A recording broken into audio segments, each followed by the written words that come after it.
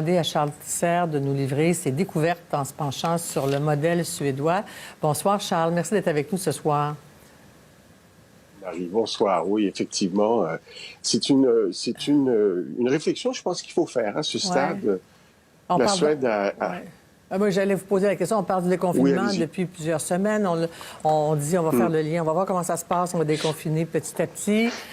Donc, ce sera la réouverture des écoles et des commerces. C'est déjà commencé dans certaines régions du Québec, mais en Suède, ce pays-là a opté pour une autre stratégie et a décidé de ne pas rendre le confinement obligatoire. Non, c'est ça. En fait, c'est assez étonnant. Les commerces, les entreprises, les bars, les restaurants, les parcs, les services de garde, les écoles primaires, les salons de coiffure, les gymnases, etc., et j'en passe, sont tous restés ouverts.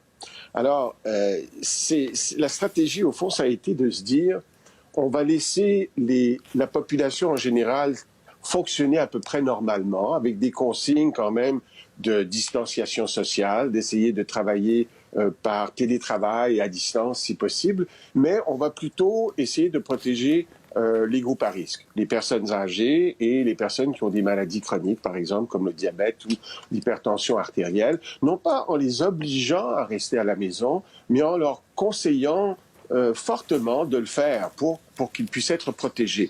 Et pour les autres, bien, ils devaient respecter les distanciations, les mesures de distanciation sociale, mais il n'y a pas eu de sanctions, il n'y a pas eu d'amende, il n'y a pas eu de contravention. Ils se basaient sur, au fond, la bonne volonté des Suédois, leur jugement, leur sens des responsabilités, pour, dans le fond, que la société continue à fonctionner le plus normalement possible sans fermer l'économie, sans causer des torts importants à l'économie. Alors, c'est une approche qui est intéressante. Évidemment, les Suédois n'ont pas dit que ce qu'ils voulaient faire, c'est accentuer le principe de l'immunité ou d'implanter le principe de l'immunité collective. Mais en fait, c'est ce qu'ils ont fait en grande partie.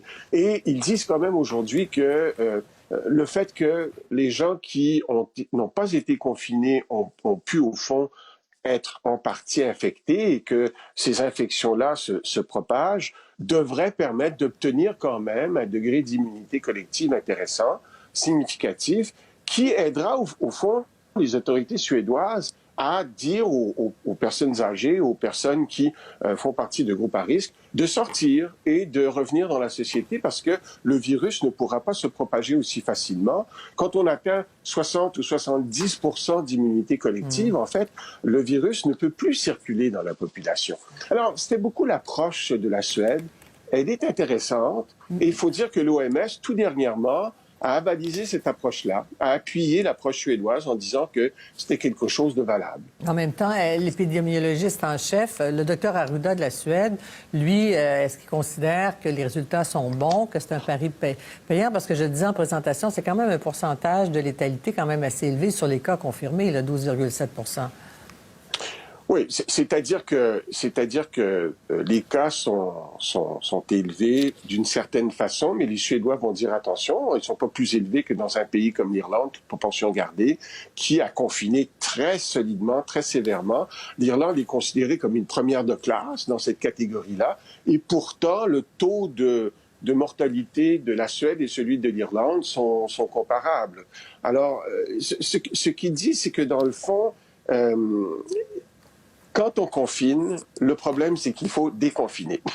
Oui. Et quand est-ce qu'on déconfine et comment déconfine-t-on? C'est pas évident, c'est pas facile. C'est pour ça que les Suédois ont préféré ne pas le faire dès le début et d'implanter ce qu'ils appellent des mesures durables. Parce qu'ils disent, quand on confine... Oups, j'ai déplacé ma caméra, pardon, j'ai pas l'habitude. Ils disent que quand on confine, eh bien, toute une partie de la population, la grande majorité des gens se retrouvent au fond protégés du virus. Alors quand on déconfine, bien ils sortent. Et le virus est toujours là, puis le virus, il veut toujours infecter. Alors, il va infecter des gens, puis il va se propager plus parce que on a laissé des gens sortir qui n'étaient pas protégés.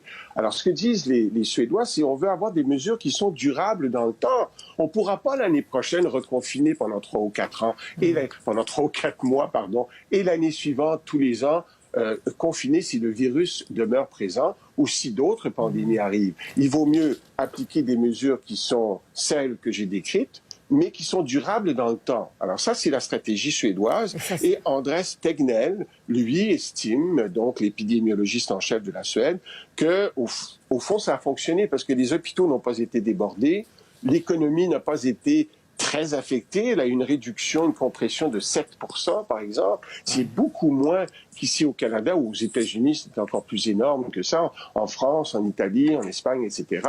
Donc, c'est une stratégie qu'ils défendent. Cela dit, ils avouent bien sûr qu'ils ont eu d'énormes problèmes dans les centres d'accueil, dans les résidences pour personnes âgées, comme nous, au Canada et au Québec, et que Agnès Tegnell dit que, au fond, ça a été un échec. Ce côté-là de la stratégie a été un échec, mais il dit que ça fait très longtemps qu'en Suède, on a des problèmes dans les centres d'accueil, dans les CHSLD suédois, dans les maisons pour aînés privées aussi suédoises, et qu'il va falloir s'atteler très sérieusement à ce problème-là à l'avenir pour le régler, parce qu'une grande partie de leurs décès, comme ici, se sont produits dans les résidences pour personnes âgées. Oui, l'angle mort, comme on les appelle ici, les centres d'accueil pour les personnes âgées.